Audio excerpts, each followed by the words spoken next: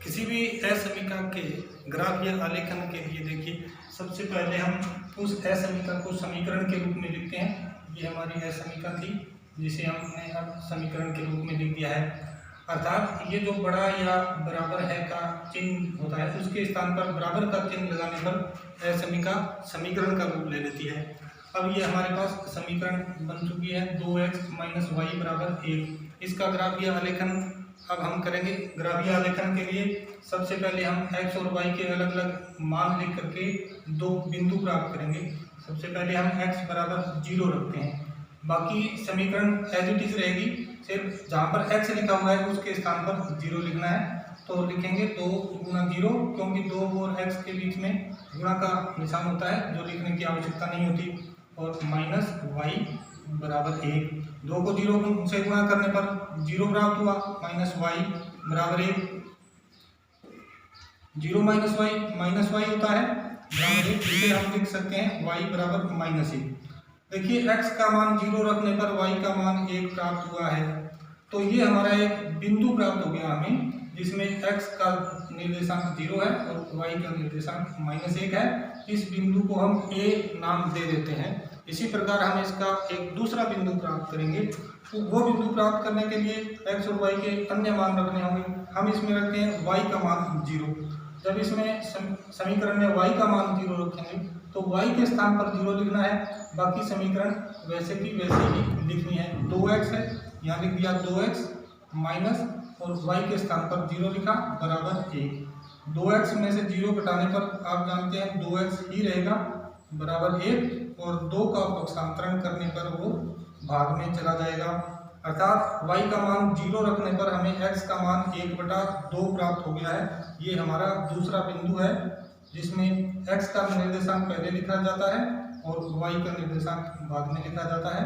इसको हम b नाम दे देते हैं। a और b दो बिंदु प्राप्त हुए हैं।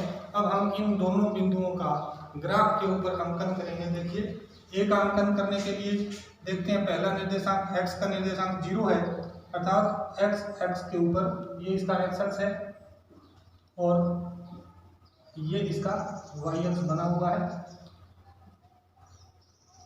तो x अक्ष के ऊपर 0 चलना है, अर्थात मूल बिंदु से आगे x अक्ष पर नहीं जाना, और y अक्ष का निर्देशांक -1 है, अर्थात y अक्ष पर ऋणात्मक दिशा में 1 चलना है। y अक्ष पर ऋणात्मक अंक नीचे होते हैं, इसलिए नीचे की तरफ जाना होगा, और 1 इकाई यहाँ तक पूरा होता है। इसलिए यह हमारा बिंदु प्राप्त हुआ a, जिसके निर्देशांक है 0 - 1। x का निर्देशांक 0 होने का अर्थ है कि बिंदु y अक्ष के ऊपर ही होगा। ये y अक्ष है, इसके ऊपर ही बिंदु है। इसी प्रकार b बिंदु में y का मान 0 है, अर्थात ये बिंदु x अक्ष के ऊपर ही होगा। x अक्ष पर 1/2 इकाई चलना पड़ेगा हमें, ये x अक्ष है, और 1/2 इकाई मूल बिंदु से चलना शुरू करेंगे। 1 इकाई यहाँ होता है और 1/2 इकाई यहाँ इनके बीच में होगा, और y अक्ष का निर्देशांक 0 है, अर्थात y अक्ष पर नहीं चलना, तो बिंदु यही होगा D, जिसके निर्देशांक 1/2, 0 है। अब दोनों बिंदुओं का अंकन हम ग्राफ के ऊपर कर चुके हैं। इन दोनों बिंदुओं को पैमाने की सहायता से मिला करके हम आलेख प्राप्त कर देंगे। अब इस असमीका को हम पुनः लिखते हैं 2x - y बड़ा या बराबर है 1 के, और इस असमीका में हम किसी भी एक बिंदु का मान रख कर देखेंगे कि वो इसको संतुष्ट करती है या नहीं। हम बिंदु लेते हैं मूल बिंदु, जिसके निर्देशांक होते हैं 0 0, अर्थात x का मान भी 0 रखते हैं, y का मान भी 0 रखेंगे, और अगर मान रखने पर जो उत्तर आता है वो 1 से बड़ा या बराबर होगा, उसका अर्थ है कि यह बिंदु असमीका को संतुष्ट करता है, और अगर 1 से बड़ा या बराबर नहीं आए तो वह बिंदु असमीका को संतुष्ट नहीं करेगा। देखते हैं, x के स्थान पर भी 0 लिखना है और y के स्थान पर भी 0 लिखना है। तो हम इस प्रकार लिखेंगे, 2 को 0 से गुणा करने पर 0 प्राप्त होता है, और ये 0 है, 0 में से 0 का घटाव करने से 0 ही प्राप्त होता है।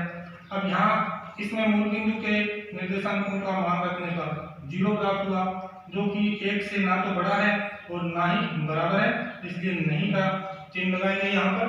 और क्योंकि ये बिंदु इसको संतुष्ट नहीं करता, इसलिए ये जो हमारा रेखा चित्र था उसमें मूल बिंदु के विपरीत दिशा में अर्थात दूसरी दिशा में ये चिन्ह लगाएंगे और इस दिशा में के क्षेत्र को हम छायांकित कर देंगे। ये छायांकित भाग ही इस तय समीकरण का हल है। और ध्यान रखें, अगर यह बिंदु इस तय समीकरण को संतुष्ट करे तब हम इस रेखा से जिस तरफ मूल बिंदु है उस तरफ ये चिन्ह लगा करके उस क्षेत्र को छायांकित करेंगे। इस प्रकार किसी भी असमीकरण को हम लेखा चित्र के माध्यम से हल कर सकते हैं।